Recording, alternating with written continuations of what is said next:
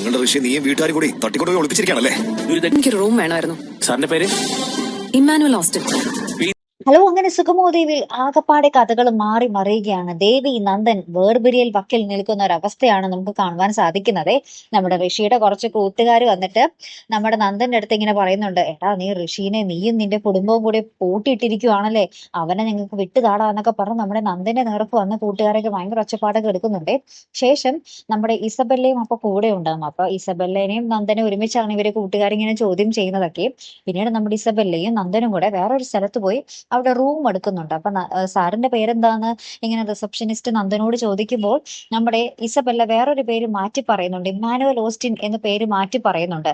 അപ്പൊ അതൊന്നാമത്തെ ചതി വന്നു കഴിഞ്ഞു അവിടെ.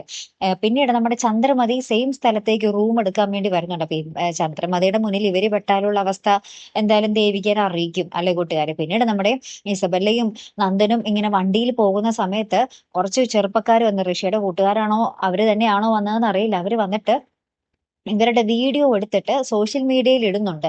അതായത് ഇവർ ഒരുമിച്ച് യാത്ര ചെയ്യുന്ന വീഡിയോ എടുത്തിട്ട് സോഷ്യൽ മീഡിയയിൽ ഇടുന്നുണ്ട്. അപ്പൊ ഇത് കാണുമ്പോൾ നമ്മുടെ ദേവിക ഉറപ്പായിട്ടും തകരും അല്ലെ. അപ്പുറത്താണെങ്കിൽ ഈ കെ നായരുടെ പിന്നാലെ നമ്മുടെ ദേവികയാണോ എന്നുള്ളൊരു സംശയം നമ്മുടെ രജനി ഗിരീഷ് മാഷിനോട് പറയുന്ന ഒരു രംഗവും നമുക്ക് ഇതിനിടയിൽ കാണുവാൻ സാധിക്കുന്നുണ്ട്.